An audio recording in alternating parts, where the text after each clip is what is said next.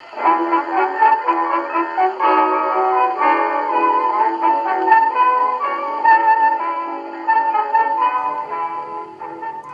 to another episode of Off the Menu. I'm Vincent Franchini from Tumblr House, here with the iniquitous Charles Coulombe. Iniquitous. Iniquitous. How do you like that? I don't particularly. Why am I iniquitous? How am I iniquitous? Well, I just thought I'd jump on the bandwagon, and it's a sort of a tribute to all your trolls out there. A tribute to my trolls. So, well, that's a bandwagon I'd be careful on getting on if I were you, because I've been looking at the latest studies, and the latest studies find that internet trolls, not only, as we knew, I mean, this was already the established science, they had weaning troubles, but apparently they also had toilet training and gender identity problems as a rule. So if a person feels compelled to troll, you know, there's no noun, you can't verb. If they feel compelled to troll, this means that in all likelihood, they probably drool. They probably would be better off in Depends than cloth underwear. And they're not quite sure as to their choice of romantic companion. you know what I'd be curious? I'd be curious to see how many people self-identify as a troll, because I wonder how many people are out there trolls who actually think they're white knights or something. As opposed to, hey, I'm a troll. Yeah, yeah. Yeah, they probably think they're white knights. Self-delusion is the key to positive thinking, my trollish friends. So if you want to think of yourself as a white knight in shining armor, you do that. Just bear in mind that there was no white knight in shining armor who didn't aspire to be a gentleman. And that would rule you out, we'll say. Now, robber knights, black knights, Sir Mordred, yeah, I can see that. Although even they generally were toilet trained and didn't have weaning troubles and usually liked chicks. But don't let me get in your way. You be whatever you need to be. Just remember, you're part of this self-identifying culture of ours, not an opponent of it. In other words, you are what you condemn. Remember that next time you want to do something funny with your fingers, even if it's not on the keyboard. Okay. What? Nothing. Just They've got drooling problems. okay. They can't keep their underwear dry. These are people with real difficulties, and you're making fun of them. I'm pondering their. No, they have my sympathy. All right. See, you've got his sympathy. Mine, it's a little catchy, especially after what you did to the Mad Monarchist. But never mind. Well, let's see. What else we got? Today is a very important day. It's you're living on Monday in the future. Yeah, so they're you in the won't know future. this. Yeah. You're the future, we're the past. But this is the Feast of Saints Peter and Paul, which is more than just the feast day of the founders of the Church of Rome. It's also the national day for Vatican City. So I'm wearing my Vatican flag. Nice, very nice. And there's a sense in which all of us as Catholics are honorary citizens of the Vatican, if not actually legal citizens. That dominion extends over the whole earth. It's a beautiful thought. Yeah. So that's the deal. Now, Sunday is a triple barrel. Okay. Quadruple, actually. Quadruple. Yeah, quadruple. Firstly, and this takes precedence, believe it or not, of the Sunday, July 1st is the Feast of the Precious Blood in the traditional calendar. So if you go to a Tridentine Mass, they'll be wearing red vestments. And it ushers in July, which is the month of the Precious Blood. I have a great devotion of the Precious Blood, bound up as it is with the Blessed Sacrament and the Holy Grail. And I recommend highly to those interested both Father Faber's book on the Holy Blood, which you can find online, and also the Confraternity of the Precious Blood in Brooklyn, and their Precious Blood Novena Manual, which That's that red thing you've seen. Mm-hmm. It's all over the place. I joined that confraternity, and I recommend it highly to everyone. It's also, however, the feast of of Saint Junipero Serra, Apostle of California. Yes. And this is one area where I have to say I'm grateful to Pope Francis, because nobody else could have gotten away with canonizing him. The little double rear-ended people who hate anything European would be, oh, you bless the Indians. Oh. But Pope Francis was able to say, you can't attack me, I'm one of your own. And they couldn't, so he did. Yeah, my brother and I were talking about Junipero Serra and how big of a deal he is and how Catholics should, especially Catholics in California, should treat his mission and his work. You know, we were thinking how cool it would be if there was sort of a pilgrimage because of what he did. We are mapping out the missions. Yeah. And each mission, coincidentally, is about 25 to 30 miles apart from each other. And why that was, as we did a little research, it was a day's journey. It's a day's ride, yeah. And I thought that would be so incredibly... It's a little hard to walk it. I mean, 30 miles in a day, that's kind of tough, but... But driving it, you know, an auto pilgrimage, as it were. Yeah. The other thing, too, to bear in mind is that in addition to those 21 missions, Spanish California consisted of 4 presidios, forts. And those were at San Diego, Santa Barbara, Monterey, and San Francisco. And 2 civilian towns. Okay. 2. What, Los Angeles and San Francisco? Wait, what? No, Los Angeles and San Jose. Good.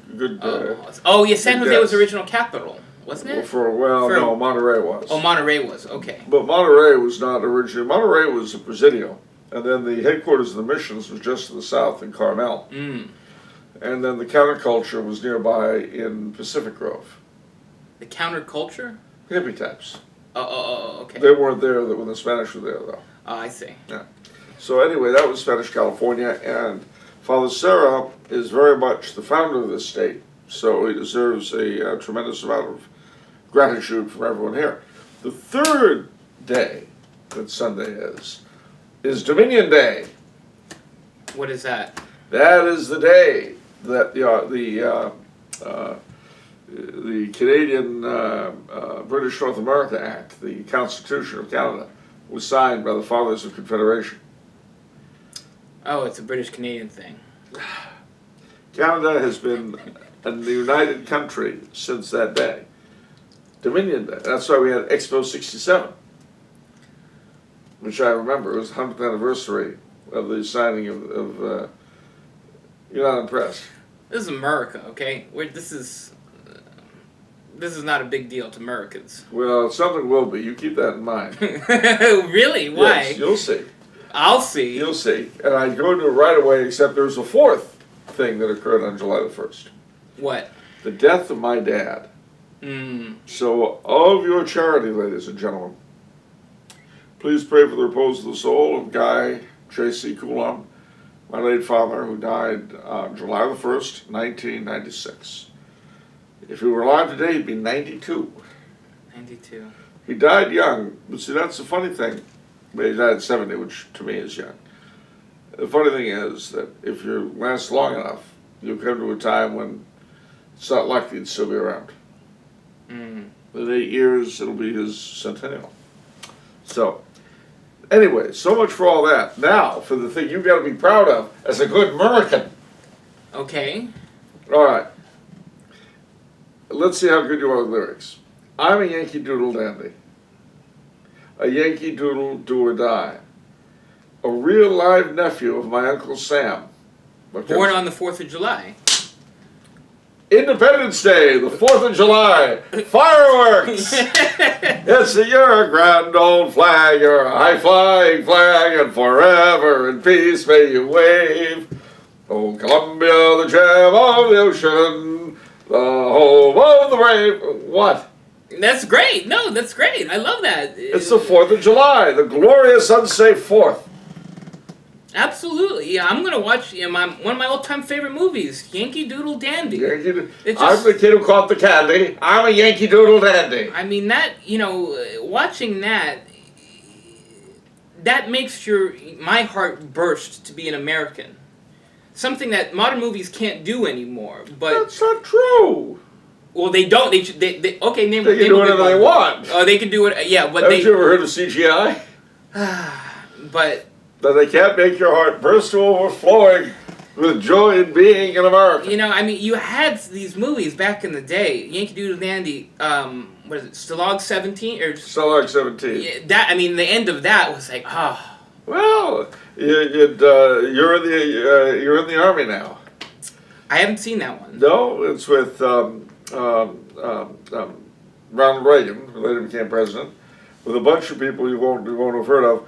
But that is where what is her name? Kate Smith introduced the song by Irving Berlin, "God Bless America," and it's very stirring. I gotta see it. Yes. Though the storm clouds gather far across the sea, let us all be grateful for a land that's free. Let us join together in a solemn prayer for something. Anyway, that's the intro to God Bless America. Okay. So you see, the Pledge of Allegiance. Yeah. Betsy Ross sewing up the flag. Not Betsy Roth. She was a Jewish lady. Betsy Ross sewing up the flag. Was that George Washington's wife? No, there's no relation to George Washington. Oh. But she sewed the first flag. And the Star Spangled Banner at Fort McHenry. And the surrender of the British at Yorktown. The signing of the Declaration of Independence. Okay. The Boston Tea Party. Paul Revere's Ride. Yep. Yeah. What? Okay, where is this going? Where is this going? Fireworks. It's barbecuing all across this great nation of ours, from Hawaii and Alaska to Puerto Rico. There will be 4th of July ceremonies. There'll be speeches. There'll be parades. There'll be barbecuing in backyards. There'll be fireworks galore. Did I mention the fireworks? Yeah. There'll be fireworks. Although, of course, in celebration of freedom, you're not allowed to use a lot of them. Ladies and gentlemen, the flag will wave from shore to shore. This land is your land, this land is my land, from California to the New York Island. Yes. What do you do for the 4th of July? Or do you have a standard thing, or you do various different things? Oh, well, it varies, but this year I'll probably go down to the Breakfast Club, which is having a special 4th of July meeting. Mm-hmm. Then I will probably go home and watch some old movies, not unlike the ones you described, Yankee Doodle Dandy and This Is the Army. Mm-hmm. And then at night, I will probably go to my brother's home in Silmar, California. The reason being that neighborhood is, it's a minority neighborhood. And in Silmar, the LAPD do not send the helicopters up on the 4th of July. The reason for this is that the neighbors, you know how fireworks and firecrackers are illegal in the city of LA. Okay. And in places where fireworks are legal in the state, they have to be safe and sane. Right. My brother's neighbors in Silmar didn't get the memo. So you're going to partake? No, I'm not going to take nothing. That would be an illegal activity. Oh, no, you... Okay. I'm going to sit in the backyard. Oh, you just sit in the backyard. Well, all the neighbors on all sides shoot up Roman candles and skyrockets and everything. And you're right there in the middle of it. Yeah. You know, you're sitting there and you're watching all this stuff go up. I mean, it's better than a park. Because you go to a park, you see the fireworks out there. Yeah. In my brother's place, you see them up there. Wow. And all for free. But that's why the LAPD do not send helicopters over Silmar on the 4th of July. Yeah, because they're going to get it. Yeah. Wow, okay. So I'll probably do that. Okay, wow, that sounds great. Yeah. There was an American Heritage article, which you can access online from American Heritage. Great magazine. This is a plug. called The Glorious Unsafe Fourth, about how people used to celebrate the 4th of July at the turn of the century when this guy was a kid. It's a lot of fun. There's a comedian called Ben Upton, who's a funny guy. He's elderly like myself. But he made the comment that he said, kids today are stupid. You want to know why? Well, see, when we were young, meaning our generation, his and mine, our parents let us play with fireworks, guns, and knives. The dumb ones didn't make it. Okay. Says, but now children are living the sugar-coated envelope, paper-wrapped, where they're, where the dumb ones live. Yeah, I tell you, The dumb ones didn't make it. I got a kick out of that line. we had some moments with fireworks. My firework city equivalent to Sylmar is Rosemead. Or Rosemead, they got a lot going on, or maybe we just did illegal ones, but yeah, unsafe stuff. My friend's uncle, he would just load up on these huge fireworks, and they came in a big old kit. So you had several different mortars, sizes, and several different fireworks you put in the mortars. Well, one time, once or twice, we didn't accurately put the right firework in the right mortar. Did it go boom? It was terrifying. We picked the mortar we picked for this certain firework was too big, and when you pick a mortar that's too big, the firework just jumps up 5 feet or so. Ooh, that's not good. That was really scary. Ugh. Yeah, but nobody got hurt. Nobody got hurt. Yeah, I love handling fireworks. That was terrifying. Well, firecrackers, of course, are completely gone now for private use, except with the Chinese. They're able to use them they're allowed to use them here in Chinatown for Chinese New Year.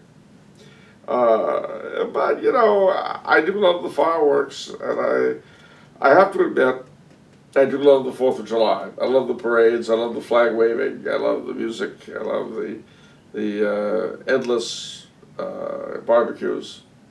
It's all good. Yeah, good.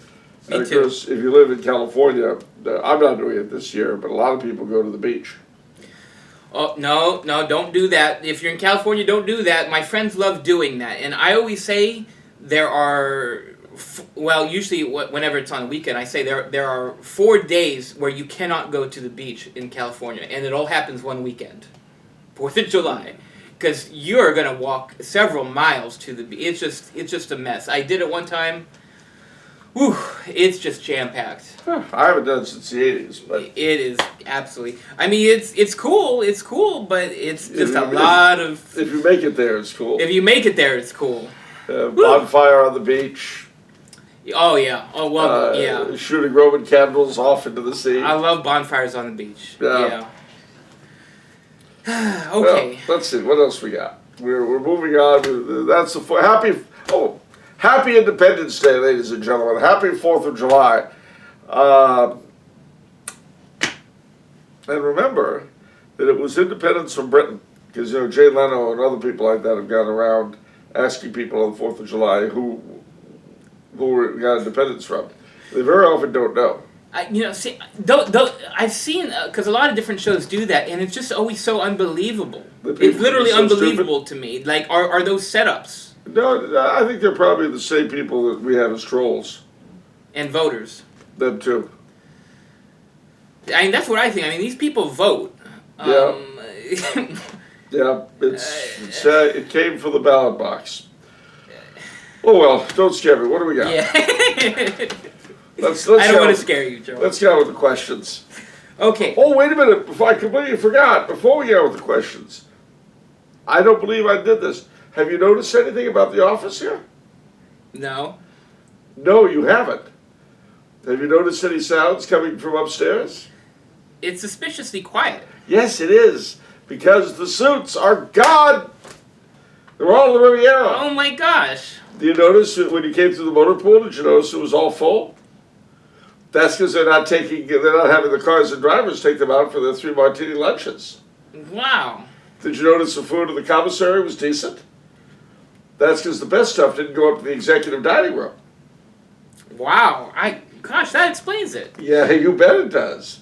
You bet it does. You notice the girls in the secretarial pool are not unhappy because they're not all of them being pressed into work to write ridiculous crap. They're in fact, they're not doing an awful lot because you junior execs don't generate a lot of correspondence. That's right. Even the gardening people and maintenance and the secretarial, not secretarial, the cleaning ladies, whatever they call them, they're all looking very happy. Custodial department? Yeah, the custodial department. They're all looking. Well, of course, part of it is because they don't have to clean up the offices when they're empty. Well, when they're not being used. Yeah. So that's 2/3 of their work done right away. Yeah, So, there you go. Yeah, it's good times. I'm going to tell your brother, he's got to ask himself, what are these people really bringing this company? Oh, I ain't touching that. Good luck. Yeah, God bless. The best part of it is, of course, none of them watch this podcast, so they're not going to realize. They don't read our books even. Your books? Well, I know. I mean, they don't read the books this company produces. Oh, yeah. They don't watch the podcast. What do they do? It's very mysterious. Yeah, I would say. I wonder what it takes to get employed around here. Anyway, let's see what we got. Okay, first question is from Michael Martinez. Yes, Michael. What are your thoughts on vaccinations? I know that many people of many ideological persuasions are opposed to them, but do not really understand the situation very well. I am inclined to be dismissive towards the paranoid and sometimes liberal attitude of anti-vaxxers, but also understand the mistrust of the government and its affiliates who push for vaccination. Well, that makes 2 of us. I don't really understand it either. I don't know. I mean, it's like the fluoridation of water. I don't know.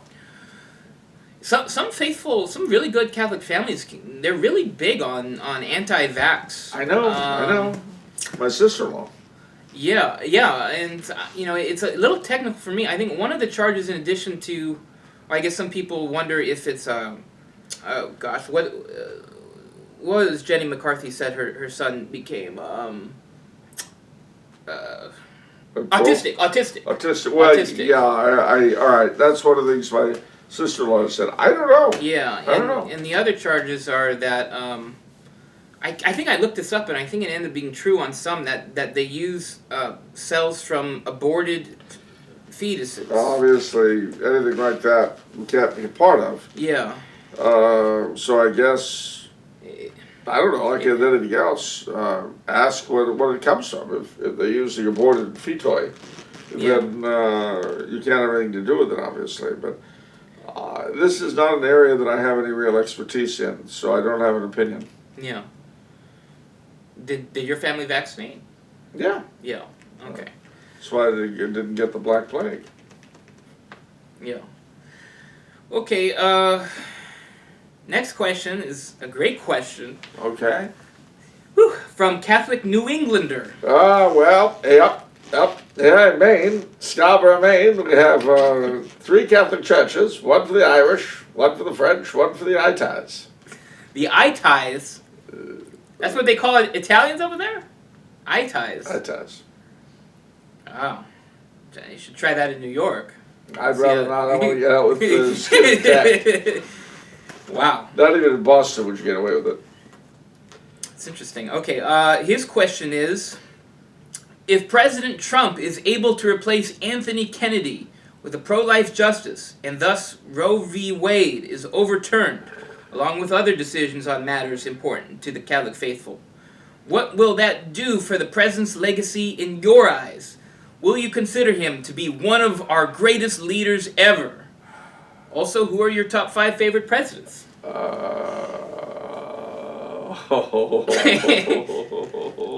Okay,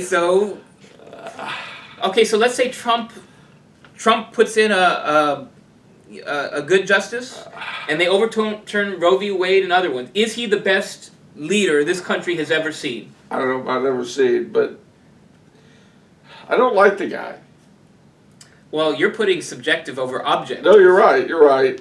If he's able to get rid of Roe v. Wade, then I will have to grudgingly admit that he is one of the greatest leaders we've ever had.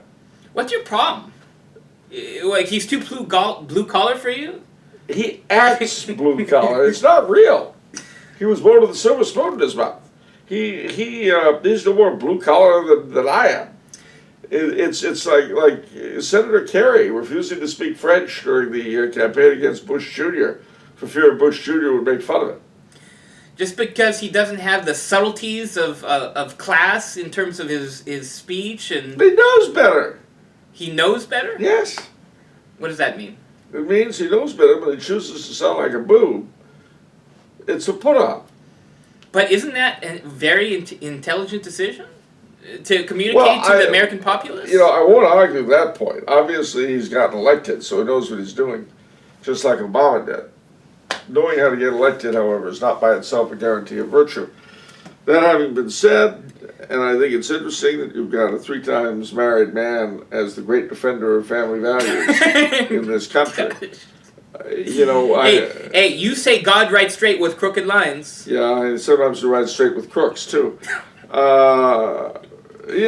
Again, I mean, you're right, he's not my idea of presidential material. I didn't vote for him. But if he gets rid of Roe v. Wade, he will shut me up. Okay. If he gets rid of the other things that Mr. Justice Kennedy, the worthless scumbag, sorry, I didn't mean it quite the way it sounded. I meant it more so. If he can get rid of all that stuff too, then he will certainly get my vote in 2018. Oh, he will get. That's exactly what I was going to ask. So you will vote for Trump if this happens. If he gets rid of Roe v. Wade, and if the marriage thing too would be helpful, I will vote for him in 2020. You've heard this, ladies and gentlemen, and I will stick with it. I mean... You seem pained, though. I am pained. I don't like the guy. But... I mean, if he's putting an end to the millions of deaths of babies... I know. So I told you, if he does that, if he manages to do that, I will vote for him. What do you want out of me? I want you to like it. I want you to be excited that Trump is our savior. It's never going to happen. It's never going to happen. The fact that he, of all people, might be our savior shows you how low we've fallen. Why? Because he gets things done? No, because no one else can. Well, it's not surprising in a sense. It's not surprising in a sense because... Well, that everyone else is a moron? Yeah, because I'm reminded of a line from the initial Ghostbusters where they're all living off government grants. As should we all. And Dan Aykroyd has one of my favorite lines. He's like, "You guys don't know what it's like in the private sector. They expect results." So this is a man that came from the private sector, and he's used to doing things. Yes, well. His measure of success is actually results. See, that's one of the things that I think is problematic with, the church and society in general, is we're not results-oriented anymore. Why should we be? What we need are grants. What we need are grants. So, what I'm saying is I'm defending Trump where it makes sense being a businessman that he was able to do things that politicians weren't able to do. Alright, so he did things politicians weren't able to do. Well, great. Let's right. pin a medal on him. Let's give him the Nobel Peace Prize. If Obama gets it, he definitely gets it. If he solves this North Korea thing, you gonna give him points for the North Korea thing, even? We'll see about that. You're so begrudging. You're so begrudging. We'll see how the North Korea thing works out. You seem like you don't want it to work out. I don't like the guy. I'm sorry. I just don't like him. And he's a blowhard, he's vulgar, and he doesn't have to be.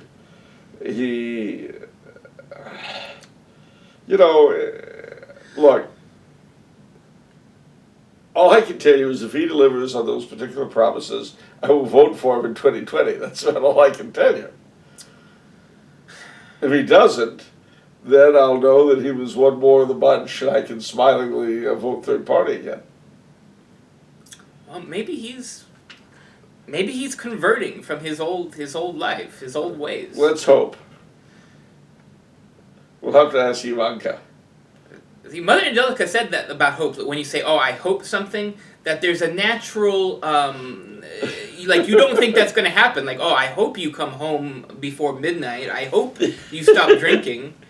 So in other words, Both of those. See, so when you say "let's hope," you are really nailing me to the wall with this, aren't you? Yes, I am. Well, I'm sorry. I mean, I saw all these people. I mean, there's like it's Middle Eastern policy I don't care for at all. Isn't it better than Republicans at least? Like he's not regime toppling and setting up even worse things. No, but I was really unhappy about his shifting the embassy to Jerusalem. Oh, okay. And I mean, to be fair, that was a campaign promise that everybody, Obama, both Bushes, and Bill Clinton made. He was the only one who delivered on it. But he delivered on it. I just don't like it. I really don't. But, and all you trolls out there who get very upset about saying this, look, number one, eat it. Number two, if he delivers, I will vote for him. More than that, you really can't ask out of me. Also, I mean, you just should be straight up grateful that Hillary Clinton isn't the president of the United States, right? I mean, given that, not only do we not have Hillary Clinton, but we have a president that's actually doing things. I don't know. You don't know what? I don't know if it's better without Hillary. What? I don't know if it's better without Hillary. Why would you say that? Because Hillary would have forced a crisis. Okay. I mean, look, Trump's election was a good chunk, perhaps the majority of the people of this country, that element, reasserting their control over the machinery that they pay to maintain. Right. Okay. Thus, the parasites that batten off that machinery were very upset and jumped up and down, and well, hence the meltdown with CNN on election night. Yeah. Oh, it's so awful. Oh. Well, if Hillary had won, this would have forced a real showdown between said parasites and their big mama Hillary, and that element that actually pay to keep the country going. In the long run, that might have been a healthier outcome. We just had the showdown. You said it would have forced the showdown. We No, had the I mean showdown. a non-election showdown. What does that mean?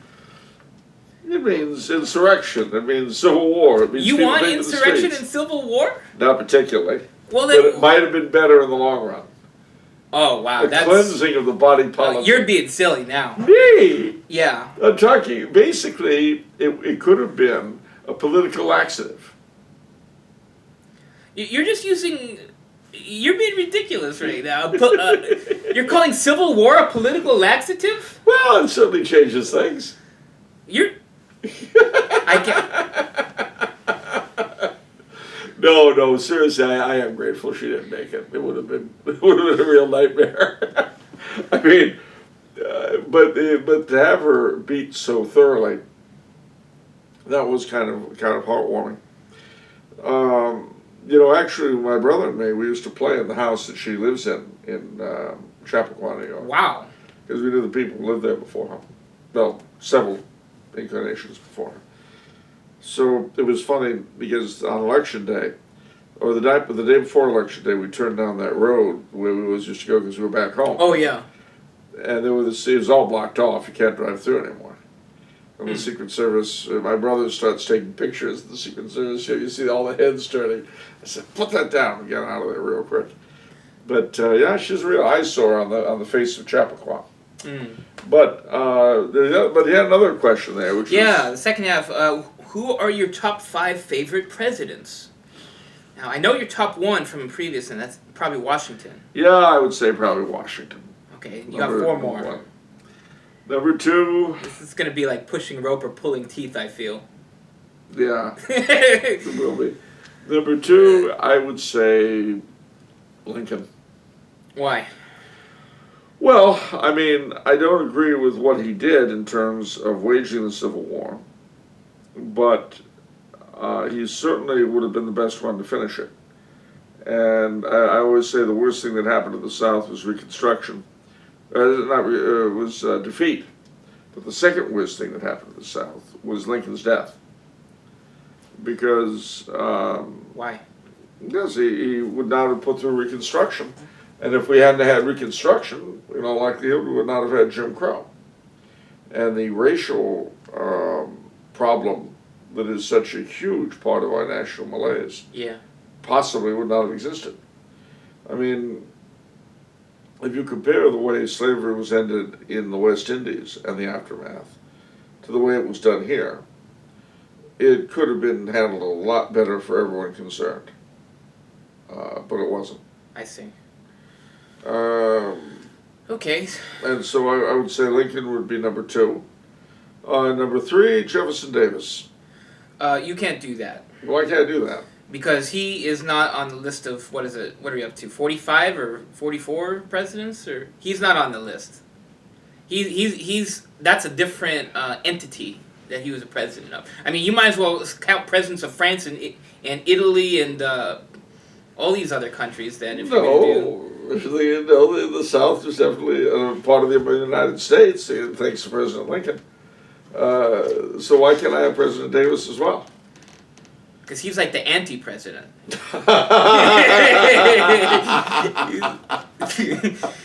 He's the counter-president. The counter-president? Yeah. Oh, gosh. You can't do that. Okay, all right, fine. But I'm only succumbing under protest. Okay. I hope that's marked by the audience.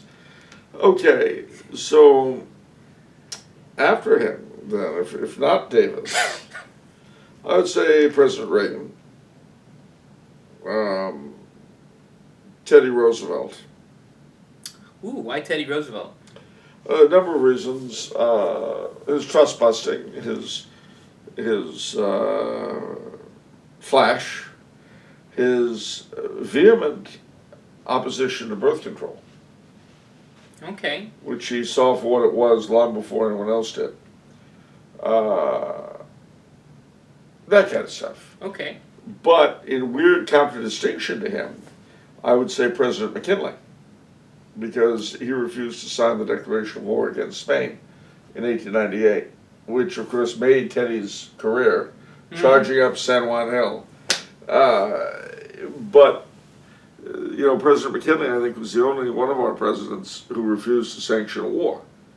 So that alone gets him something for me. Now, if I were to have honorable mention, Okay, yeah. Calvin Coolidge, Silent Cal, because he shut up. Okay. Warren G. Harding. What? The Harding gang and all that corruption? Corruption, schmorruption. He was a joiner. A joiner? A joiner. He joined everything. The Rotary, the Kiwanis, the Elks, the Moose. Yeah, how do you do that? By joining it. The Ku Klux Klan. He was initiated right there in the office, in the Oval Office. Is that a good thing? The Klan wasn't, no. But he would join anything that would have him. He was the opposite of Groucho Marx. He would join any club that would have him. And he joined everything. Gosh, if you name it, he was a member of it. Okay. So I like Harding for that reason. Millard Fillmore. Because He died in like a... He didn't die in office. He replaced President Zachary Taylor. He's not the one that died quick? Or Zachary Taylor? That was William Henry Harrison. Oh, really? Oh, that's right. And him too, because he gave us a taste of the way presidents should be. What? Short-lived. And Martin Van Buren, Why Martin Van Buren? because he was a Dutchman from New York, and because he gave us one of our signal Americanisms. What? Well, his estate was in a place called Kinderhook, New York. And apparently, when he was master of Kinderhook, everything went very well there, everything was done in a certain way and so forth. And as a result, they used to say when things were all right and being well done, that they were okay. Old Kinderhook. Wow. Now you know. That's a huge legacy. Yes, isn't it? To be the father of OK. Wow, that's unbelievable. And it's true, though. Look it up. Okay. Wow. Okay. Okay. I can't stop myself saying that now. Okay. Okay. Okay. So, but the five, if you're taking away President Davis from me, President Washington, President Lincoln, President Teddy Roosevelt, President Reagan, and McKinley? McKinley.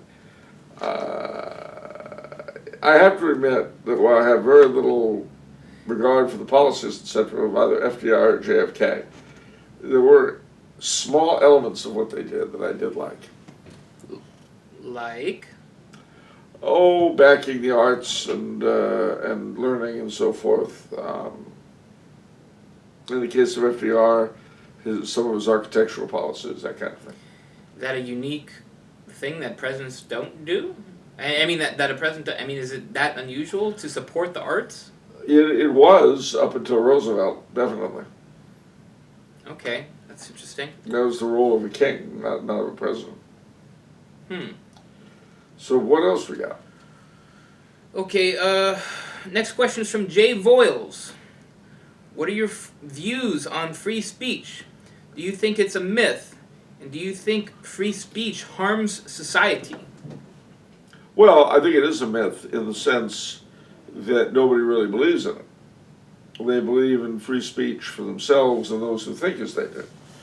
But as soon as you decide otherwise, then you're ready to be smacked around. Case in point, the vast majority of Europeans would tell you they believe in free speech, which is why it's okay to use foul language in writing and public speaking. But if you deny the Holocaust, you go to jail. And that's not free speech. So they don't really believe in free speech any more than anyone else does. They believe in allowing people to say what they accept. But the minute it challenges them, suddenly the censorship comes in. Now, for myself, objectively, I believe in censorship. I believe nothing should be published that's foul language, blasphemous, opposes the faith, promotes communism or Nazism or whatever.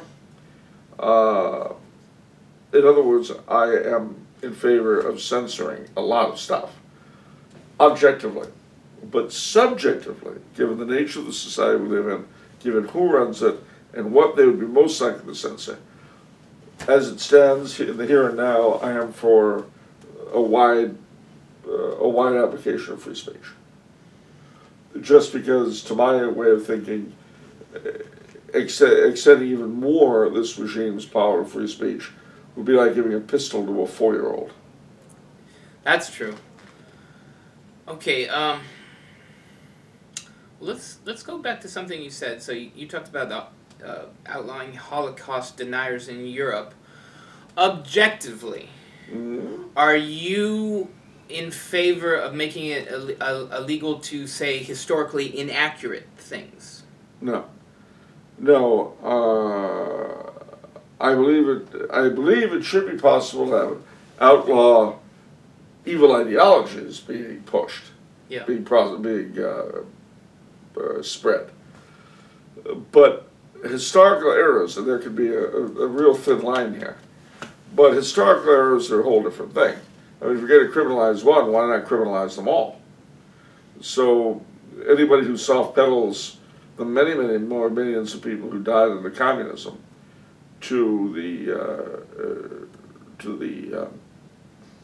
even soft pedals that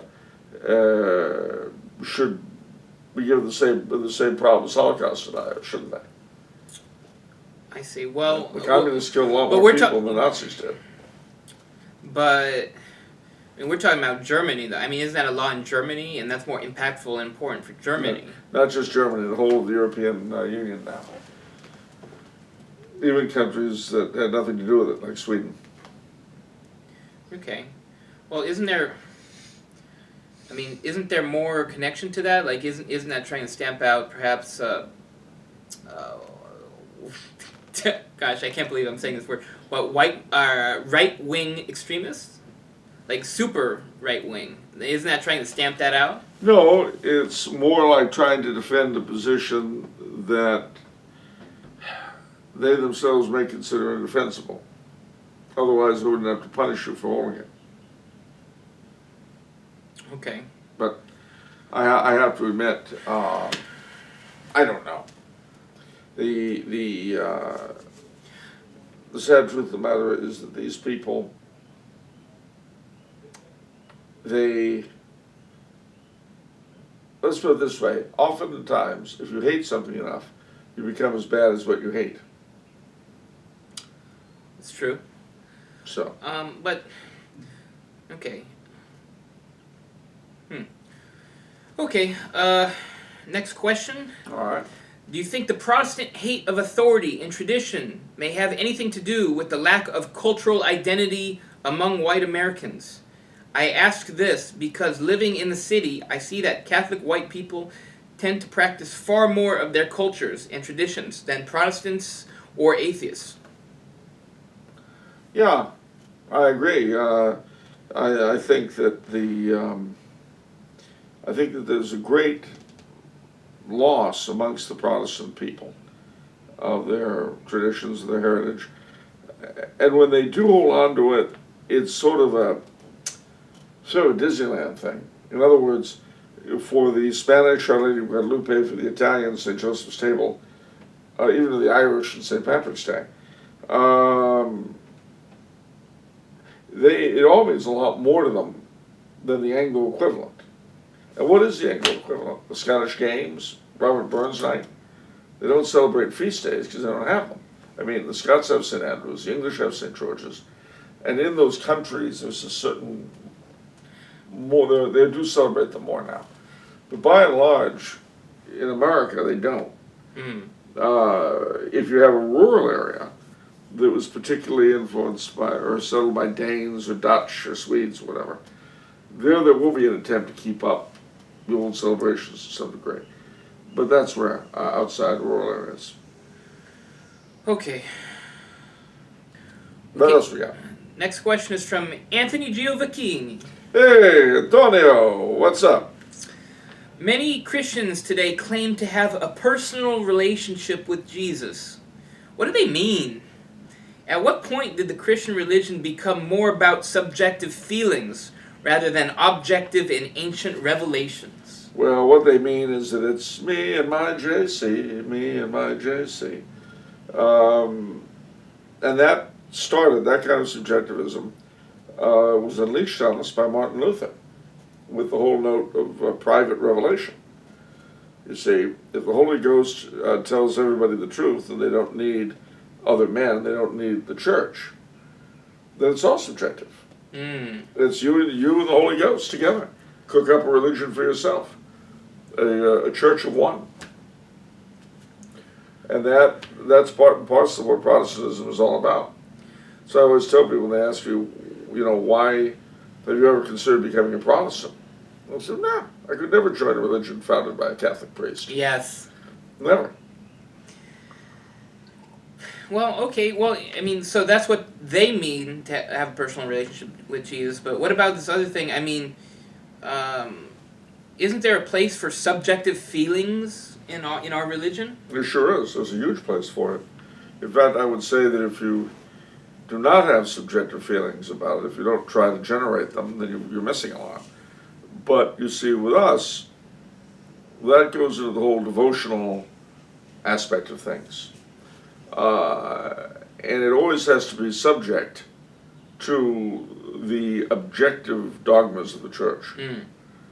I mean, that's even with the Holy Father, and I'm not just bagging on Pope Francis. There have been other popes who've had the same challenge down through our 2 millennia of history. You're putting your personal insights above the accepted teaching of the church, your personal feelings above it. Well, why can't we be merciful? Stop. Stop. If it comes from God, it is merciful. It may not seem that way to you, but if it doesn't, that's not God's fault, it's your fault. And if you're on the payroll, you have a choice.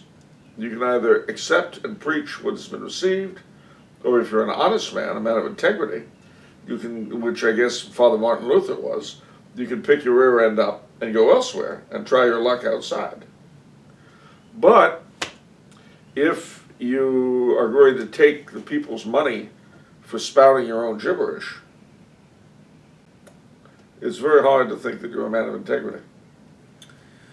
Okay, what about the whole personal relationship thing? I mean, is it okay to have? I don't know how much more personal relationship you can have than eating Christ at Mass. That's true. I mean, that's pretty personal. Pretty intense, yeah. Yeah.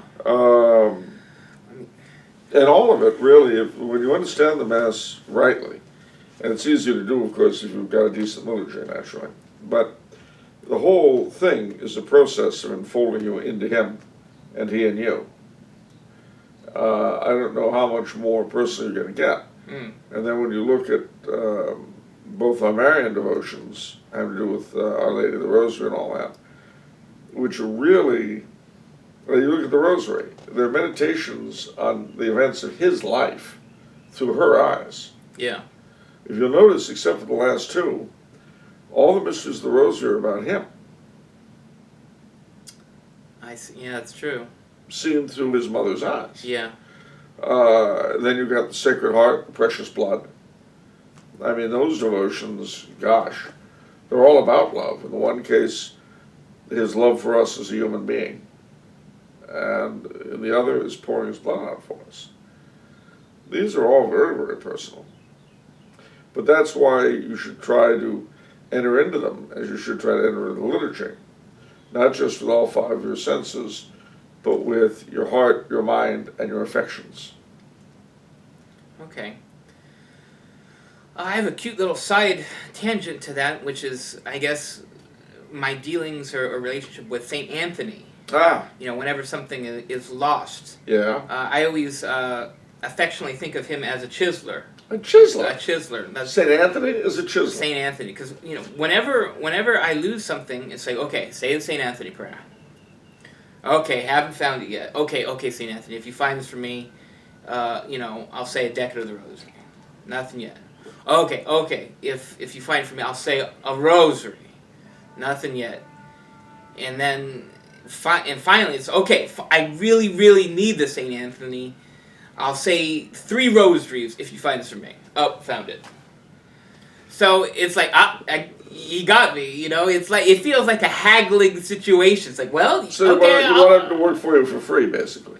Well, it's like a, I always feel like it's like I'm bargaining with him, like, you know, like. Well, you know, you remind me of a story. What, Lot? Is No. it? Oh, no, okay. No, it was about an Italian-American of, you know, descent some of your own, who lost his job one day. So he goes into the church, he goes up to the big statue of St. Anthony, and he looks up at him, and he says, "Hey, St. Anthony, I lost my job today. You give me another one by next week or I'll break your legs." Whoa. Okay. So, a week goes by, comes back, says, "Hey, St. Anthony, I still don't have a job yet, but you know what? My mother always loved you. You were one of her favorites. So I'll tell you what, I got to give you 3 more days. But then I'm going to come back, and if I don't have a job by then, I'm going to come back, break your legs." So he goes off. Well, the priest hears this, and he's, you know, not pleased with the prospect. It's a tall statue and very expensive. So the 3 days go by, he moves the statue out, down to the basement, and puts about half its size this little plastic thing. The guy comes in, looks at it, and says, "Hey, Tony, where's your pop?" That's cute. Well, it's an Italian thing. You wouldn't understand. Yeah. There's one more joke. I think you've heard this from our family, but where I think this man's going into church for probably Easter, and the whole parking lot is jammed, and he said, I hate looking for parking spaces. I'll do absolutely anything, God, if you just give me a parking space. And then incredibly, for some reason, this person pulls out right in front of him. And he says, "Oh, you know what? Never mind, God, I found one. Yeah. I'm good. Yeah. I'm good." I like that one. Yeah, well, sadly, that's how we tend to be. Yeah, absolutely. You know, we are so quick at reneging. We are. Because as soon as it happens, oh, it would have happened anyway. Yep. Yep. It's, well, anyway, so what else we got? Okay, our last question today is from Joseph Handy. Okay, handy man to have around. I've noticed that, strangely, many educated liberals in the U.S. are suddenly in favor of drawing clear distinctions between truth and lies in public discourse, specifically as regards the curbing of fake news and toxic opinions. How does this relate to the Catholic belief that truth should not be put on the same pedestal as falsehoods? What truths should be protected by public authority? Which falsehoods should be punished? If the public defense of truth is actually something our elites claim to be in favor of, how ought they be held accountable to that? Whoa. Well, for starters, our elites are lying, as they do about everything. You see, we have a system based on lies. How is that? Well, let me see. Firstly, it denies the sovereignty of God and says that there's no right or wrong, there's only utility. What? We say we're one nation under God. We say a lot of things like that. We say, in God we trust, all of this in God we trust on the coins. Yeah. We have the Pledge of Allegiance, one nation under God. Yeah. We have God Bless America. That's right. And none of it means anything. Who are you to say that? I'm not. The Supreme Court did. The Supreme Court said it doesn't mean anything? No. It's all what they call civic deism. And it's permissible precisely because it doesn't mean anything. You see, the Supreme Court ruled that the First Amendment means there can be no establishment of religion.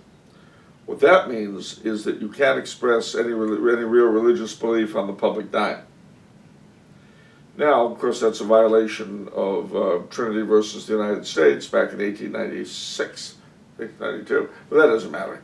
These guys can make it up any way they want, as they make up all reality. And remember that reality that is not fixed is a lie. Basically, if nothing is real, then it's not real. It's not true. If it's not real, it's not true. So, kind of like with the International Theological Commission in limbo. If theologians can make things up, then that means theology isn't true because it's not real. Well, it's just relative. You know, it's truth to you, but not true for me. That's what we learn in college on philosophy. That's philosophy 101. Yeah, that's why colleges should be shut down as well, at least in their current form. I feel like the 60s radical all of a sudden. I call for the destruction of the universities in their current form. Just call me Abby Hoffman II. Okay. Anyway, what I would say then is that by saying that these expressions of belief in God that we're used to in American life are permissible precisely because they're meaningless, is to say that they are lies. Okay. The whole thing is a lie. To say that the unborn are not human beings is a lie. To say that two men pleasuring one another and being, by obvious definition, unable to produce children and create a home, have a marriage, is a lie. And I mean, it doesn't matter what this one says or that one says. It's all a lie. Now, you may remember in an earlier question today, I said, I believe in censorship, you bet. Objectively.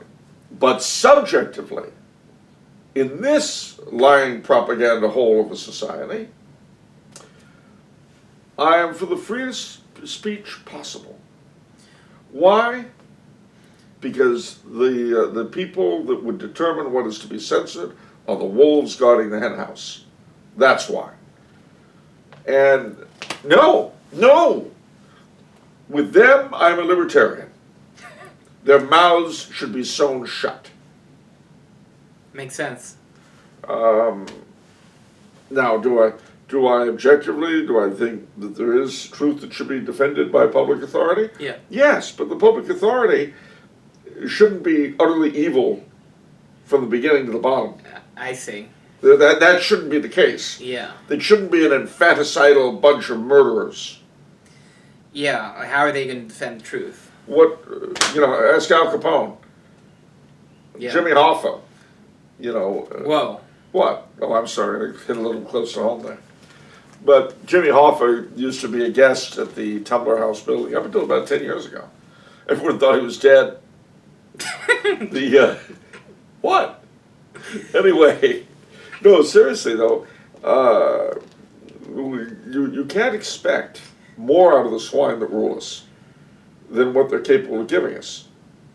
You would not turn to Mickey Cohen or Al Capone for moral guidance, now would you? No, of course not. No, I wouldn't think so. You wouldn't turn to Timothy Leary for psychological assistance. No. I guess not. You wouldn't turn to Coco Chanel for cooking tips, and you wouldn't go to Julia Child to get outfitted in clothing. It's not what they did. It's true. Well, yeah, okay. Maybe they self-identified that way. Well, then that makes it all better. Here in this state where the assembly, the parliament of whores that we call an assembly, have voted in 3 genders, and the Jesuit Jerry Brown has signed it into law. It's all lies. It's all lies. It's all crap. It's all garbage. So, all I can say about them is what Merlin the Magician says in that hideous strength. From those who have despised the word of God, let the word of man be taken also. Okay. I don't want to say they're scumbags, but they're scumbags. I just don't like saying it. No? Not even this much. Okay, we'll take your word for it. All right. You're going to take their word for anything, you better take my word for everything. That's true. Oh, it's the time for the book. Time for the book. Our book today, of Mary There Is Never Enough, by Professor Biersack. This, we have 11 copies of it. Tumbler House didn't even publish or produce this initially. This was the Old Catholic Treasures hardcover. So we're selling a collector's item. We're selling antiques. We're selling collector's items for $7. It's a classic. Hardcover, 136 pages. Do you have anything to say about this book? Yeah, I will. I should. I can. This book really reduces down to the quintessence why devotion to Our Lady is so important. You were asking earlier about subjectivism and all that. Yeah. Well, ladies and gentlemen, we need a mother, and God has given us one. It is an incredibly concise book. You can open up almost any page, and I'll do it random. Mary demonstrated the depths of her humility by obeying God and offering herself as the vessel through which His Son would enter the world. This being accomplished, and thus sharing so intimately in the love and life of our Savior, she is free to savor His delight in herself, and so rejoices in her own exaltation. We who are corrupt cannot behave so, because our sinfulness draws us inexorably towards selfish pride when we receive accolades. But Mary's humility is complete. When she rejoices in herself, the glory goes straight to God. When we share her joy, we honor her and take our minds off our puny and prideful selves. Hence the Catholic Church exalts, praises, and admires her in the Holy Assembly, and with great enthusiasm. It is right and just that we do so, and the laurels we heap upon her pass through her to God, for her profound humility renders her absolutely transparent. Nothing of our praise sticks to her, but goes through her to God. It's filled with that. Just about every page is quotable. So I can't recommend it highly enough, especially, and this, by the way, is particularly true today.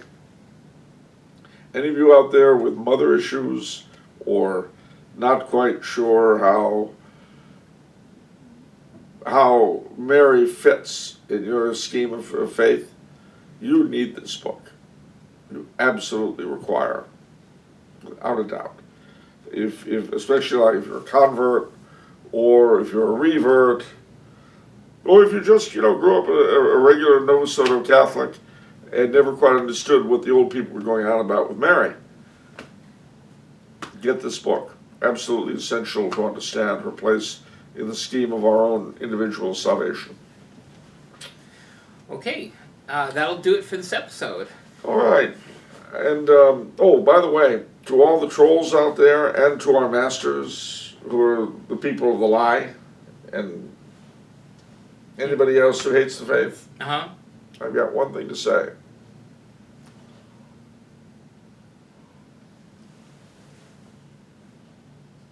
Oh, I'm sorry. You were keeping me awake there. Seriously, if you find any problem with the faith, the faithful are another thing. They're infinitely annoying, and I speak as one.